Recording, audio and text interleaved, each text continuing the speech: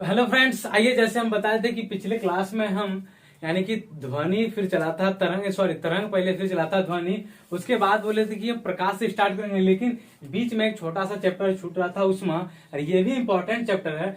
तो इस उष्मा को बोले थे कि हम बीच में यानी कि निकाल लेंगे, उसके बाद हम प्रकाश चैप्टर स्टार्ट करेंगे।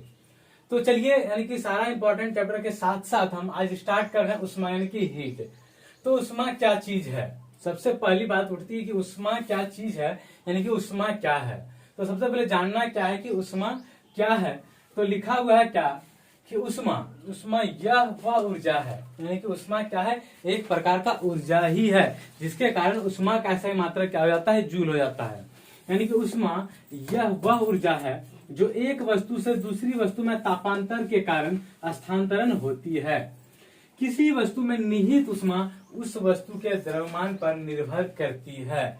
यानी कि J बराबर क्या हो जाता है? W/Q। क्या हो जाता है? J बराबर W/Q। ध्यान देना, उष्मा क्या है? एक प्रकार का यह ऊर्जा है, जिसके कारण इसका SI मात्रक क्या हो जाता है? जूल हो जाता है। यानी कि उष्मा का भी SI मात्रक जूल ही है। कार्य तथा उष्मा का SI मात्रक क्या है? जूल है। कभी भी पूछ सकता है किस दो मात्रक का SI मात्रक, यानी किस दो यूनिट का SI मात्रक सेम होता है?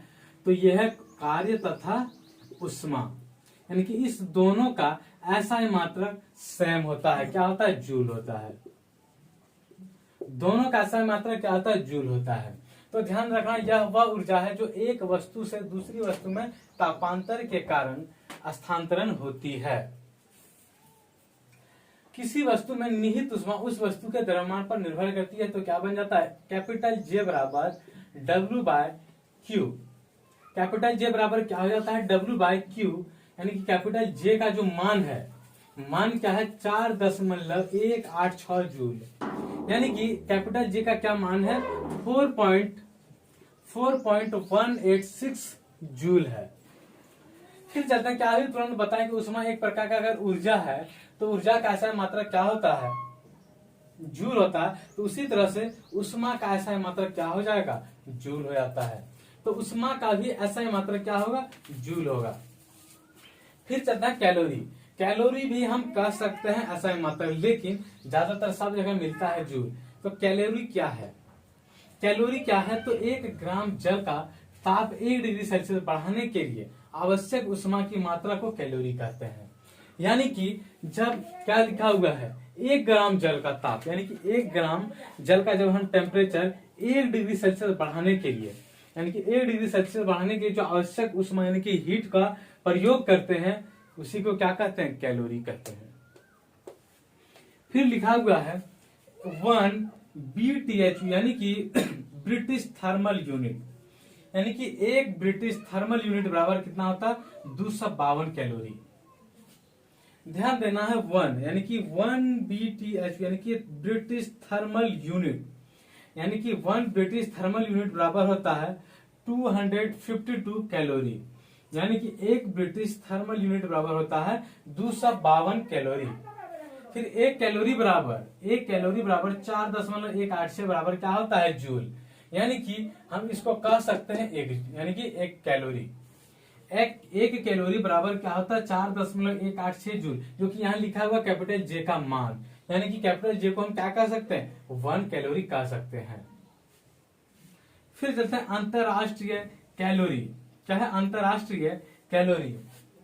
1 ग्राम शुद्ध जल का ताप, 1 ग्राम शुद्ध जल का ताप 14.5 डिग्री सेल्सियस से 15.5 डिग्री सेल्सियस तक बढ़ाने के लिए आवश्यक उष्मा की मात्रा को 1 कैलोरी कहा जाता है।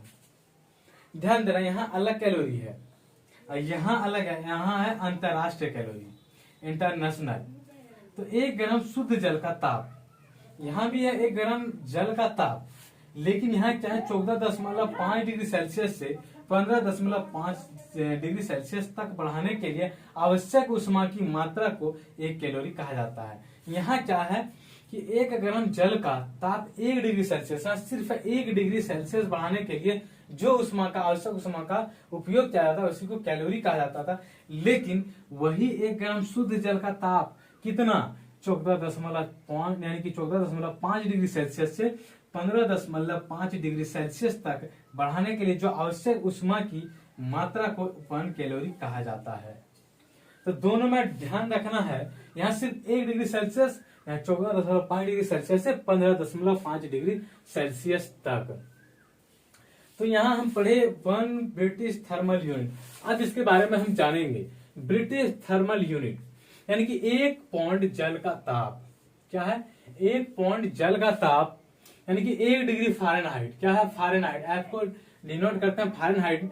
बढ़ाने के लिए आवश्यक ऊष्मा की मात्रा को ब्रिटिश थर्मल यूनिट कहते हैं। ध्यान देना, ब्रिटिश थर्मल यूनिट यानी कि 1 पौंड जल का ताप 1 डिग्री फ़ारेनहाइट बढ़ाने के लिए आवश्यक ऊष्मा की मात्रा को क्या कहते हैं? British thermal unit. यानी कि ये सब भी आपका यानी कि ऊष्मा का एसआई मात्रक ही है। फिर चलना तापमापी, जो कि बहुत आसान है। तापमापी सिर्फ हम इसलिए लिख दिए कि तापमापी एक तरह से सिर्फ समझने के लिए लिखा हुआ है, और बाकी उसका यानी कि चार जो है बहुत ही इंपॉर्टेंट चीज है। तो तापमापी क्या है? तो ताप मापने के लिए जो उपकरण का उपयोग किया जाता है उसी को हम तापमापी कहते हैं। तापमापी आसान सा क्या है? ताप यानी कि टेम्परेचर मापने के लिए जिस उपकरण का उपयोग किया जाता है उसी को हम कहते हैं तापमापी। फिर पहला तापमापी में पहला पैमाना, पहला क्या है? सेल्सियस पैमाने। ध्यान देना, तापमापी में ही सबसे पहला कौन सा है? तो सेल्सियस पैमाने। तो सेल्सियस पैमाने क्या है? इस पैमाने का आविष्कार स्वीडन के वैज्ञानिक सेल्सियस ने किया था। यानी कि सेल्सियस पैमाने का आविष्कार किसने किया? तो सेल्सियस नामक वैज्ञानिक ने ही किया था। कहाँ का? यानी कि कहाँ के वैज्ञानिक थे? तो स्वीडन का था ये। ध्यान देना, जितना भी यूनिट पड़ा है यानी कि खासकर जितना भी यूनिट पड़ा सारा आपका वैज्ञानिक के नामों पर ही पड़ा है। जैसे कि सेल्सियस जो भी है, सेल्सियस डिग्री सेल्सियस जो भी यानी कि एक तरह से यूनिट ही है टेम्परेचर मापने का, तो वह भी किसके नाम पर पड़ा? तो सेल्सियस ने इसको यानी कि स्वीडन के वैज्ञानिक सेल्सियस ने ही किया था, जिसके कारण डिग्री सेल्सियस नाम पड़ा। फिर जैसे न्यूटन वगैरह जो भी है, बल का सही मात्रा कौन सा है? तो न्यूटन, यानी सॉरी हाँ जो भी है बल का न्यूटन ही है सही मात्रक। तो वो कहाँ से पड़ा? तो न्यूटन के वैज्ञानिक के नाम से ही पड़ा है। यानी कि जितना भी यूनिट पड़ा है नाम सारा वैज्ञानिक के नाम पर ही पड़ा है। तो सेल्सियस पैमाने जो भी पड़ा नाम तो ये यानी कि स्वीडन के वैज्ञानिक सेल्सियस ने ही किया था। फिर दूसरा पैमाना यानी कि टेम्परेचर नापने का दूसरा पैमाना कौन सा? तो फ़ारेनहाइट पैमाने। इसका आविष्कार जर्मन वैज्ञानिक फ़ारेनहाइट ने किया था। यानी कि ये था स्वीडन वैज्ञानिक, यह है जर्मन वैज्ञानिक। कौन किया था? फ़ारेनहाइट नहीं। देखिए फिर इसका नाम पर ही पड़ा कौन सा? तो फ़ारेनहाइट पैमाने। तो इसका आविष्कार जो है जर्मन वैज्ञानिक फ़ारेनहाइट ने किया। इसका हिमांक 32 डिग्री फ़ारेनहाइट एवं भाप बिंदु 212 डिग्री फ़ारेनहाइट है। इनके बीच की दूरी को 180 बराबर भागों में बांटा जाता है। ध्यान देना है ये क्वेश्चंस, इसका हिमांक 32 डिग्री फ़ारेनहाइट, ये क्वेश्चंस यहाँ के टेस्ट में आ चुका है। यानी कि हम देख रहे हैं कि अभी तक फिजिक्स जैसे जैसे आगे बढ़ रहे हैं यानी कि क्वेश्चंस हमारा मिलते जा रहा है। वह ऐसा बात नहीं है कि हम जो बता रहे हैं वो क्वेश्चंस नहीं मिल रहा, लेकिन जैसे जैसे हम आगे बढ़ रहे हैं, लेकिन जब तक हम पूरा कंप्लीट फिजिक्स कर नहीं लेते हैं तब तक हम कह नहीं सकते कि पूरा लड़ रहा है। लेकिन जैसे जैसे हम आगे बढ़ रहे हैं वैसे वैसे देख रहे हैं क्या कि क्वेश्चंस हमारा लड़ रहा धीरे धीरे, जिसका कारण है कि हम भी नहीं याद किए थे, जिसके कारण हम भी नहीं मार सके थे। लेकिन यहाँ अगर हम पढ़े रहते इसका हिमांक कितना होता तो 32 डिग्री फ़ारेनहाइट, तो हम भी मार सकते थे। तो ध्यान देना कि जैसे जैसे हम आगे बढ़ रहे हैं हमारा क्वेश्चन लड़ते जा रहा है। क्या हमारा क्वेश्चन लड़ते जा रहा है? यानी कि हम सही चीज पढ़ा रहे हैं आपको, कोई कंफ्यूजन नहीं करना कि कोई दुमत नहीं है। सारा फिजिक्स कंप्लीट करने के बाद अगर क्वेश्चन नहीं लड़ता है तो आप कह सकते हैं। लेकिन देखिए जैसे जैसे हम आगे बढ़ रहे हैं धीरे धीरे तो वैसे वैसे हमारा क्वेश्चन से लड़ रहा है। वैसे वैसे हम बीच में आपको बताते जा रहे हैं कि ये क्वेश्चन कहाँ आया हुआ था। यानी कि ये क्वेश्चन पूछा हुआ इसका हिमांक 32 डिग्री फ़ारेनहाइट, ये क्वेश्चन हमको पता चला अभी तुरंत पढ़ने के बाद। तो ध्यान रखना फ़ारेनहाइट पैमाने क्या है, इसका आविष्कार किसने किया? तो फ़ारेनहाइट नामक वैज्ञानिक ने ही किया। और कहाँ के वैज्ञानिक थे? तो जर्मन के वैज्ञानिक थे। इसका हिमांक कितना है? तो 32 डिग्री फ़ारेनहाइट एवं भाप बिंदु कितना है? तो 212 डिग्री फ़ारेनहाइट। फिर चलता है तीसरा तापमापी में कौन सा? तो रोमर पैमाने। क्या है? रोमर पैमाने। तो इसका हिमांक कितना है? 0 डिग्री रोमर। कितना इसका हिमांक कितना है, तो 0 डिग्री रोमर एवं भाव बिंदु कितना है, तो 80 डिग्री रोमर। इसके बीच का भाग कितना था, 80 बराबर भागों में बांट दिया जाता है। ध्यान देना रोमर पैमाने क्या है कि इसका हिमांक होता है 0 डिग्री रोमर और एवं भाव बिंदु जो होता है 80 डिग्री रोमर है।